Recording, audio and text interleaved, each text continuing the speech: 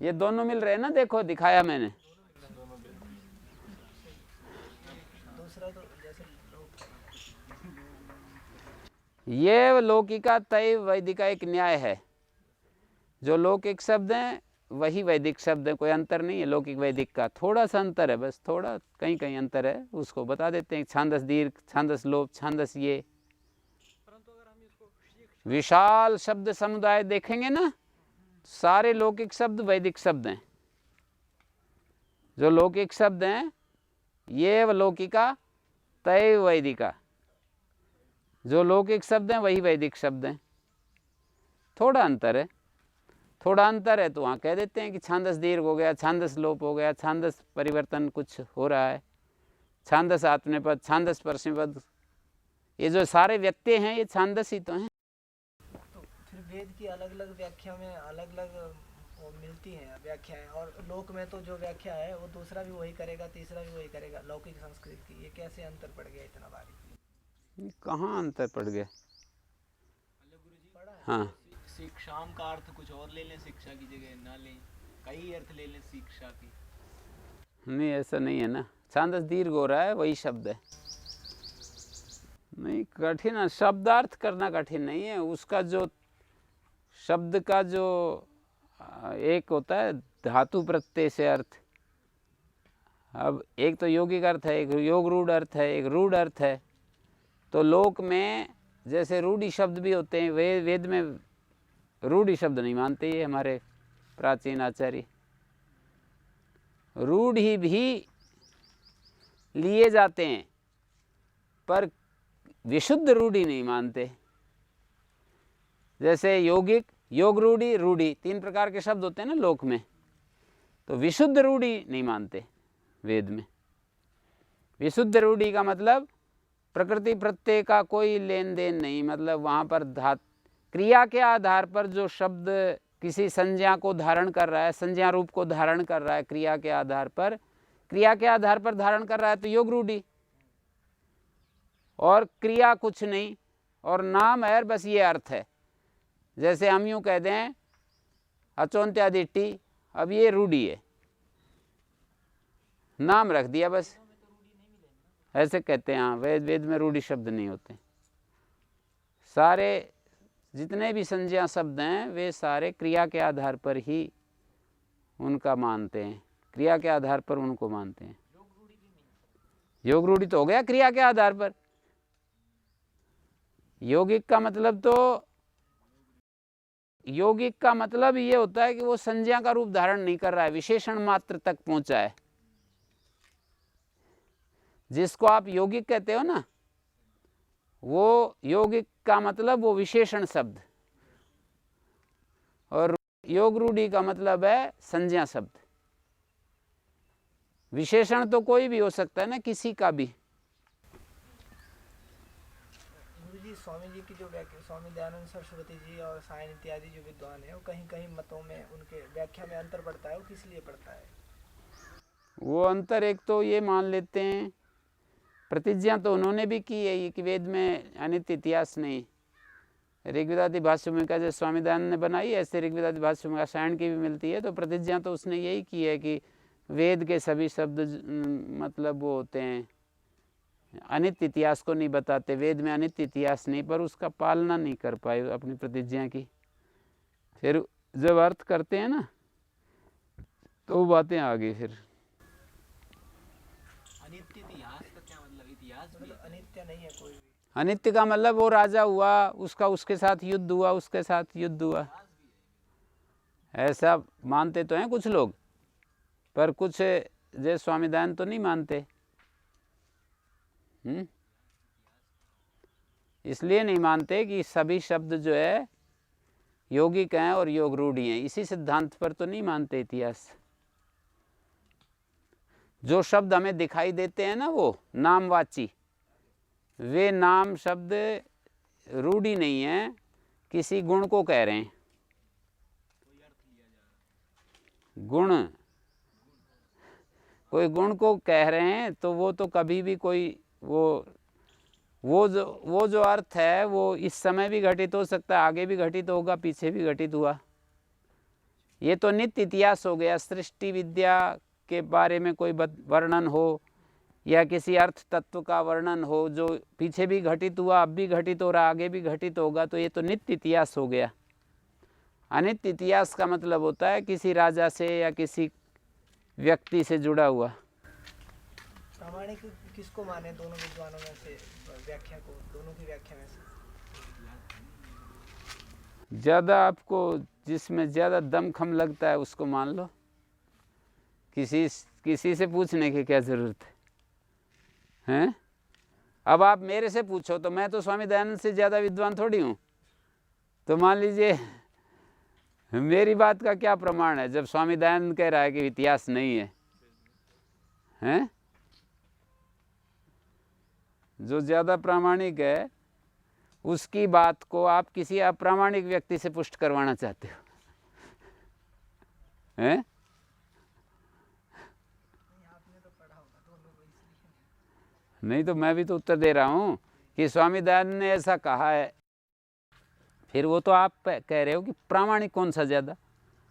अब प्रामाणिक तो इतिहास लिख के भरना हैं, इतिहास लिखकर दोनों प्रयोग मिलते हैं, पुरुष और लोक में तो बस सुनो नहीं है, इसको दीर्घ नहीं लेते, इसको लिखेंगे तो अशुद्धि मानेंगे।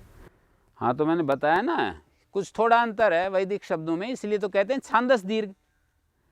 छांदस दीर्घ का मतलब क्या है कि छंद में ये प्रयोग होता है, लोक में ये प्रयोग नहीं होता। उसको लोक में लिखेंगे तो अशुद्ध मानेंगे। हाँ, छांदस दीर्घ का और क्या अर्थ करोगे? छांदस दीर्घ का मतलब छंद में ये कार्य होता है। लोक में शिक्षा चलेगा, छंद में तो शिक्षा भी चलेगा। पुरुष है, बहुत सारे शब्द हैं ना।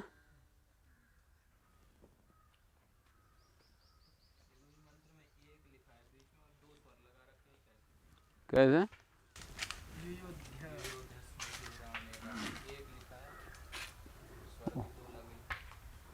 वो तो स्वर विद्या से संबंधित प्रश्न है आपका। वो तो स्वर तो एक व्यापक विषय है। मीमांसक जी ने तो एक स्वर का लिए एक पुस्तक ही लिख दी, छंद के लिए एक अलग पुस्तक लिखी है, वैदिक स्वर मीमांसा, वैदिक छंदो मीमांसा। वैदिक छंद जो है वो तो इसी में पिंगल सूत्र में ही आते हैं ना। स्वरों से संबंधित भी एक पुस्तक है वैदिक स्वर मीमांसा। कुछ तो पाणिनि ने स्वर दिए हैं, कुछ स्वर जो है प्रातिशाख्य से भी लिए गए।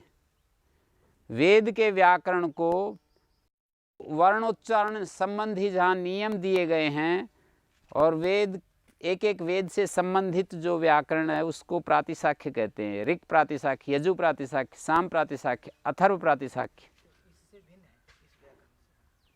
कुछ थोड़े थोड़े नियम अलग है। प्रातिशाख्य हैं, मतलब प्रत्येक शाखा के प्रति ऐसे कुछ प्रातिशाख्य। और उसमें ना वर्णोच्चारण संबंधी नियम बताए गए हैं, कैसे कैसे उच्चारण करना है। कुछ स्वर संबंधी नियम है, संधि के नियम है। व्याकरण की तरह वहाँ पर ये सब सूत्र नहीं है कि इससे ये हो गया वो हो गया, ऐसा नहीं। वर्णोच्चारण के और इसके नियम दिए गए, संधि के नियम। प्रातिशाख्य जो है ना, कुछ अतिरिक्त जो विशिष्ट विशिष्ट वेद से रिलेटेड है ना, संधि नियम और वर्णोच्चारण के नियम। जैसे अग्निमीळे है, ये मिलता है, ये ऋग्वेद में मिलता है। यजुर्वेद में तो फिर ईडे ही मिलेगा, ईडे ही मिलेगा। तो इस तरह से अंतर हो गया ना।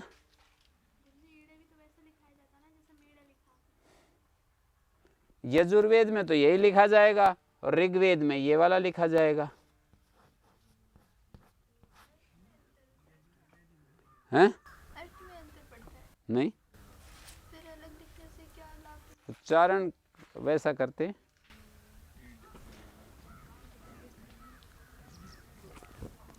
अर्थ में अंतर कहाँ है? अर्थ में तो देखो, पकाने अर्थ में पच धातु आचार्य ने दी है और कितने सारे परिवर्तन दिखाए, अर्थ में थोड़ी अंतर पड़ता है।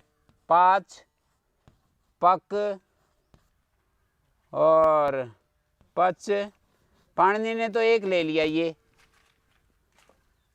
है ना। अब यही पक्वा में आएगा तो अर्थ में अंतर थोड़ी पड़ रहा है, यही पाचक में आएगा, यही तो पाणिनि ने व्याकरण को इस तरह से किया कि संक्षेप में कितना अधिक से अधिक मैं कह सकता हूं, उसका ये भी एक तरीका बनाया जा सकता है। पाच एक धातु है पकाने अर्थ में, पक एक धातु है पकाने अर्थ में, पच एक धातु है पकाने अर्थ में, ऐसा भी आप कह सकते हो। जैसे इन्होंने कहा कि शीख से एक धातु मान लें उसी अर्थ में और शिक से एक मान लें, मान लो, उसमें क्या दिक्कत है। जैसे यहां पर पाच एक धातु मान ली पकाने अर्थ में और पक एक धातु पकाने अर्थ में और पच एक धातु है पकाने अर्थ में, तो क्या दिक्कत है? हैं?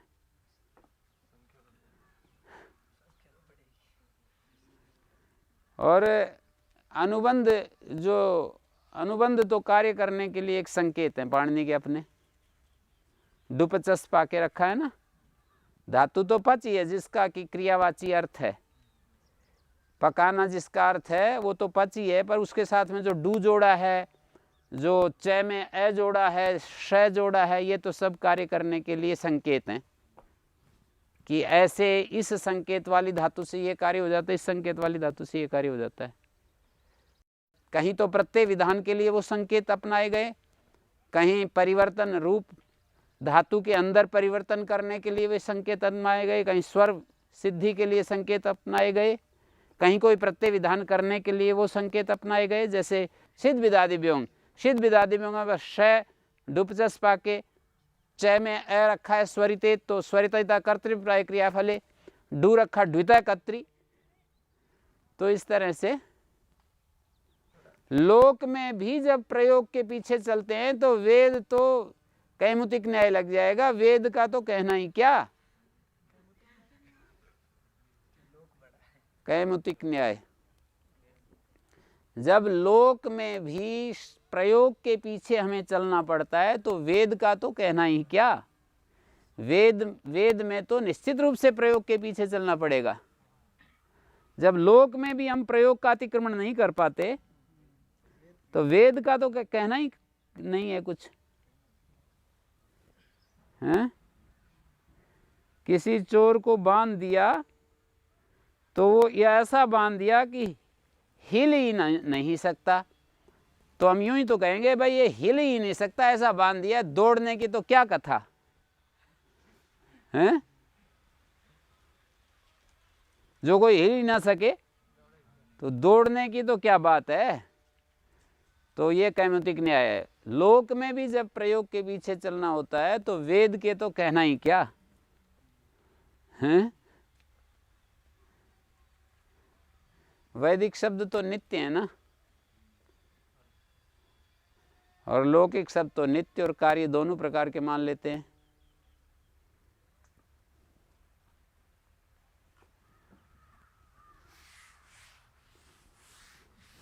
जितने भी धातुओं में परिवर्तन होते हैं, समझ लो कि एक प्रकार से मूल धातु जो पाणिनि ने बना दी ना, उसी ग्रुप की वो धातु है, मतलब उसी क्रिया को कहने वाली वो धातु है। जैसे यज धातु है, इसके कितने रूप हो सकते हैं, याज, यज और यश और इश, इज्जते इज और इष्ट है। ये सब जो है यजन के वाचक हैं। पता चलता है ना, इष्ट है, यज धातु का इष्ट रूप बन जाएगा क्ता प्रत्यय में, और इज्जते बन जाएगा, और यष्टा बन जाता है, और यजति याजक। अब धातु पाणिनि ने तो एक मूल यज को दे करके और फिर उसका पूरा परिवार सिद्ध करके दिखा दिया, कहीं दीर्घ कर दिया, कहीं जय को श कर दिया, कहीं ये को ई कर दिया, हैं? जो अनुबंधों की कल्पना है वो पूर्वाचार्य भी करते थे। पूर्वाचार्य भी करते ही होंगे। तो अनुबंध तो कार्य करने के लिए किए हैं, जैसे यज में जय में अनुबंध की कल्पना की है, स्वरतयिता कर्तृप्राय क्रियाफले। अब इन सब ये जितने भी मैंने 3 तो 5 लिखे हैं ना, सब का अर्थ देव पूजा संगति गणदान है,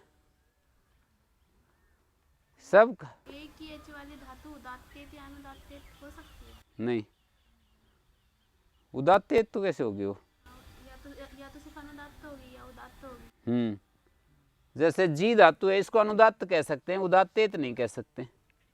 अनुदात्त है, भू धातु है तो उदात्त कह सकते हो, उसको उदात्तेत नहीं कह सकते। फिर परस्मयी पदी कैसे हो जाती है? अलग से कह रखा है ना, भू परस्मयी भाषा, उदात्तः परस्मयी भाषा। जिस धातु को कुछ भी विधान नहीं है उससे शेषात् कर्तृ परस्मयी पदम हो जाता है।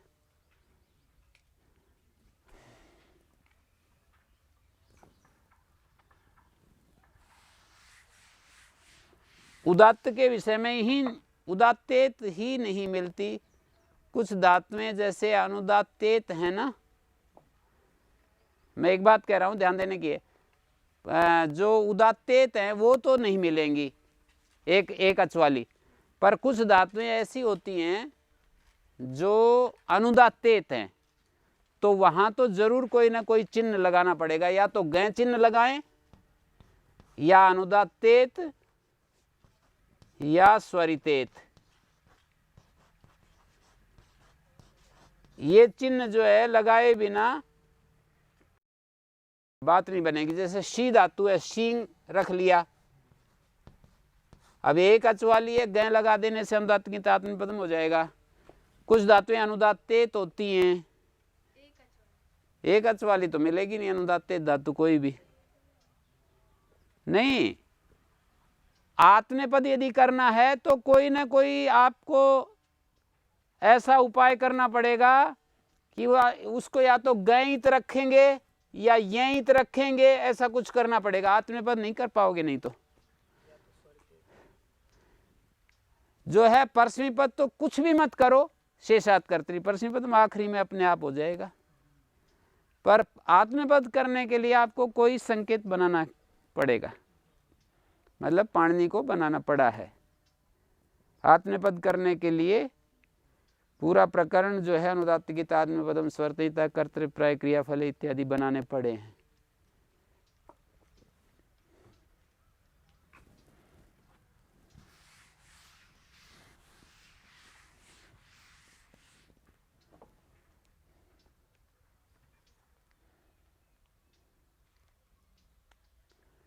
तो रारंदी रमेर व्यत्ययन परस्मैपदम शपाश्लु अभ्यास दीर्घत्वम छांदसत्वात्, छांदस दीर्घ हो गया है, अभ्यास को दीर्घ हो जाता है वेद में। जैसे तू जान सैदाधार पृथ्वी द्यामु तेमाम कस्मै देवाय हविषा विधेम, दाधार हो रहा है ना, लौकिक भाषा में दधार बनता है, दाधार हो गया। रारंधी हो गया। मैं लोपा भावस्तु अगित्वा देव, मैं लोप अगित होने से नहीं हुआ। प्रयंदी में यमे शपो लुक, यम धातु से शप आया और उसका लुक हो गया। योधि यू धातु से शप का श्लू हो गया। बहुलम संसी से शप को श्लू भी होता है, दूसरे अध्याय के चौथे पाद का सूत्र है। ज्योत्यादि श्लू के बाद शब्द को श्लू कर सकते हैं, कुछ भी कर सकते हैं। नहीं, एक सूत्र शब्द का लुक करता है, एक शब्द का श्लू करता है, कुछ भी कैसे करोगे।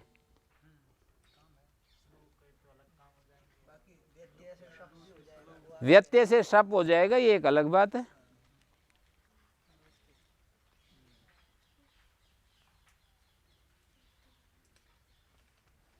कई लोग ये प्रश्न उठाते हैं, पर मेरे को बिल्कुल वो उनके व्याकरण ज्ञान की अपरिपक्वता का पता लगता है। ये लोग प्रश्न उठाते हैं कि वेद में व्यत्यय की क्या जरूरत थी, वेद भगवान की सत्यवाणी है और वेद परमात्मा जब सर्वज्ञ है तो उसको व्यत्यय करने की क्या जरूरत थी?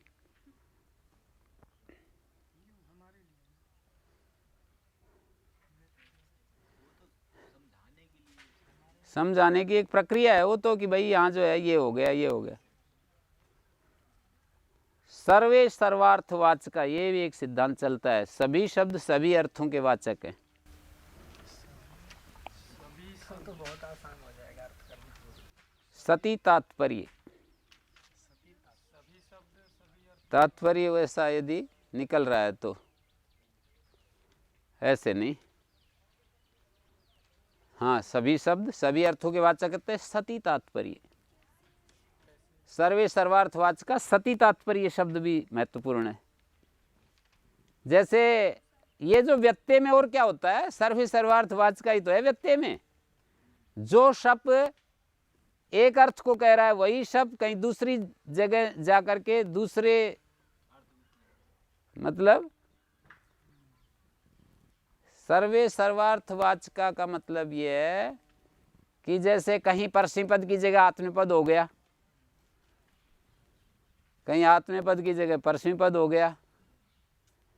जैसे सुप विभक्ति सप्तमी के स्थान में प्रथमा हो गई, तो इसका मतलब यह है कि प्रथमा विभक्ति दिखाई दे रही है पर वो सप्तमी के अर्थ को दे रही है। जैसे झी की जगह ती हो गया तो हमें दिखाई दे रही है, प्रयोग में हमें ती दिखाई दे रहा है, अर्थ झी का निकल रहा है, तो हो गया ना सर्वे सर्वार्थवाचक का। ती जो है झी के अर्थ को दे रहा है। सभी शब्द सब अर्थों के वाचक हो जाते हैं, सती तात्पर्य। ये व्यत्यय तो है, झी की जगह ती आ गया, अर्थ करेंगे झी का तो सर्वे सर्वार्थवाचक का। इसी सिद्धांत का तो हमें दर्शन हो रहा है, सभी शब्द सभी अर्थों के वाचक हो जाते हैं। कहीं पर पंचमी की जगह चतुर्थी हो गई, अब इसका मतलब है कि चतुर्थी विभक्ति जो है पंचमी के अर्थ को भी दे रही है। और ये तो मतलब पाणिनि ने भी स्वयं किया है। जैसे भ्याम विभक्ति 3 जगह है, इसका मतलब क्या है, 3 जगह है। हाँ, मतलब भ्याम का जो रूप है वो सब अर्थों को कह रहा है ना, करण के अर्थ को, संप्रदान के अर्थ को, अपादान के अर्थ को। ओस विभक्ति जो है संबंध को भी कहती है, अधिकरण को भी कहती है। औ विभक्ति कर्म को भी कहती है, कर्ता को भी कहती है। व्यस जो है वो बहुवचन में संप्रदान अपादान को कहती है। चिणो लुक, चिणा पंचमी है, चिण से उत्तर प्रत्यय का लुक होता है। जैसे क्री धातु है और ये लुंग लकार, कर्मवाच्य में या भाववाच्य में लुंग लकार आ जाता है ना, तो तिबाद्य उत्पत्ति करके तय आ गया आत्मनेपद में। कर्मवाच्य में भाव कर्मणो आत्मनेपद हो गया। चिण भाव कर्मणो, भाव कर्मवाची तय शब्द परे हो तो चिण हो जाता है। ठीक हो गया, भाव कर्मवाची तय शब्द के परे रहते चिण हो जाता है। चिणोलुक से फिर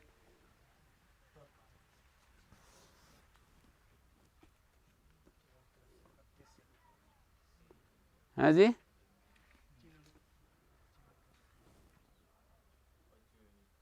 और ऋणित होने से अचुणिति से अट आगम अकारी बन गया।